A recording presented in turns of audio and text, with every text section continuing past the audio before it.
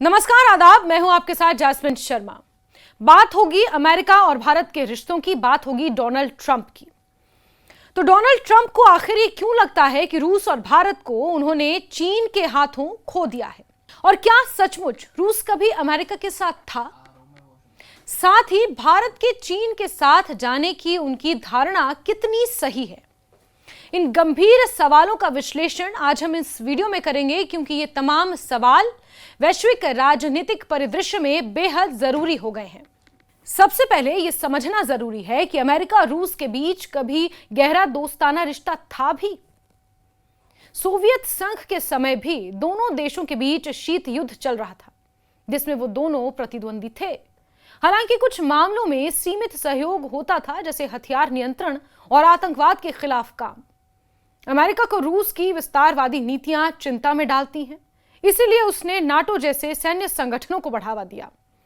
वर्तमान समय में खास तौर से यूक्रेन संकट के बाद अमेरिका और रूस के संबंध तनावपूर्ण हुए हैं। ट्रंप का यह मानना कि उन्होंने रूस को खो दिया, इस बात का संकेत है कि रूस अब अमेरिका के बजाय चीन के करीब हो गया है। चीन की बढ़ती ताकत और रूस के साथ उसके मजबूत आर्थिक राजनीतिक संबंध इस धारणा को सच का रूप देते हैं। और सच का रूप देती हैं वो तस्वीरें जो हाल ही में एससीओ समिट से सामने आई। ट्रंप के लिए यह एक चेतावनी है कि अमेरिका की प्रभुता को चुनौती दी जा रही है। जहां तक भारत का सवाल है, ट्रंप का मानना है कि भारत भी चीन के साथ जा चुका है, लेकिन भारत और चीन के बीच सीमा विवाद आज भी बहुत गहरा और चुनौतीपूर्ण है। भारतीय सेना ने चीनी सेना के साथ कई बार संघर्ष किया और यह विवाद वास्तविक नियंत्रण रेखा यानी कि LAC, line of actual control, जैसी संवेदनशील सीमाओं पर आज भी जारी है। Chief of defence staff general Anil Chauhan ने इसे भारत के लिए सबसे बड़ी चुनौती बताया है, जो रणनीतिक और सुरक्षा संबंधी दोनों पहलुओं पर असर डालती है। भारत की विदेश नीति सीधे सरल नहीं है। भारत अमेरिका, रूस और अन्य बड़े देशों के साथ रणनीतिक साझेदारी करता है, लेकिन अपनी स्वायत्तता और स्वतंत्रता भी बनाए रखना चाहता है। उसकी नीति में गुटनिरपेक्षता, बहुपक्षीय कूटनीति और राष्ट्रीय हितों का संतुलन है। ट्रंप प्रशासन के दौरान भारत अमेरिका संबंध विवादों से भरे रहे। ट्रंप ने भारत पर 50% टैरिफ लगाकर तकरार बढ़ाई, जो दोनों देशों के आर्थिक संबंधों को प्रभावित कर रहा है। इसके अतिरिक्त भारत की चीन से तेल आयात पर रोक, कश्मीर में मध्यस्थता की बात भी मतभेद पैदा कर रही है।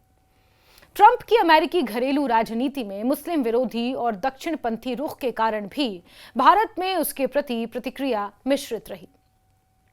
बेशक ट्रंप और मोदी के संबंध भी राजनीतिक फायदे नुकसान के तहत गहराते और तनाव भरे रहे हों, भारत की विदेश नीति विशेषज्ञता जानती है कि मजबूत संबंध के लिए अमेरिका जरूरी है, लेकिन रूस और पड़ोसी देशों के साथ भी अच्छे रिश्ते जरूरी हैं।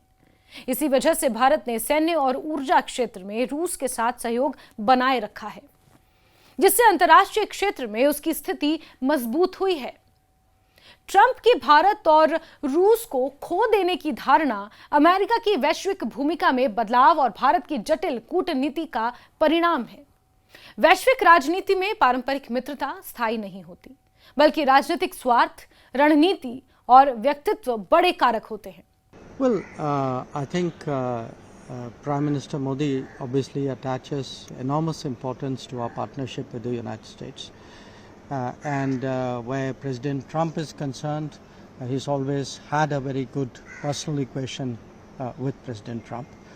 But the point is, look, we are engaged, we remain engaged with the United States. And at this time, I can't say more than that. But that's really what I would say. Bharat और America के बीच कुछ मतभेद के बावजूद सीमा सुरक्षा, तकनीकी क्षेत्र और व्यापार में साझेदारी जारी है। दोनों देशों के बीच रिश्ते निरंतर विकसित हो रहे हैं, पर प्रगाढ़ता के साथ साथ चुनौतियां भी हैं। संक्षेप में यह कहा जा सकता है कि ट्रंप की यह धारणा कि भारत और रूस को चीन के हाथों खो दिया, वैश्विक राजनीति समीकरण की वास्तविक जटिलता दर्शाती है। भारत चीन के साथ सीमा विवाद के बावजूद अमेरिका के साथ मजबूत रिश्तों को प्राथमिकता देता है। उनकी बहुआयामी विदेश नीति संतुलन बनाने पर केंद्रित है, जो बदलती दुनिया में उसके राष्ट्रीय हितों की रक्षा करती है। इसलिए भारत को केवल एक तरफ देखा जाना गलत होगा। उसकी विदेश नीति हर हाल में वोटिका और परिपक्व है, जो भारत की स्थिति की सही राह दिखाती है। ट्रंप की भारतीय रिश्तों को लेकर सोच सामान्य समझ से कहीं अधिक जटिल और गहरा मुद्दा है। बीते कल राष्ट्रपति डोनाल्ड ट्रंप ने अपने social media handle truth social से एक पोस्ट किया, जिसमें व्लादिमीर पुतिन, शी जिनपिंग और प्रधानमंत्री नरेंद्र मोदी एससीओ समिट की एक तस्वीर को उन्होंने साझा किया और उसमें लिखा कि लगता है हमने भारत को रूस और चीन के हाथों खो दिया।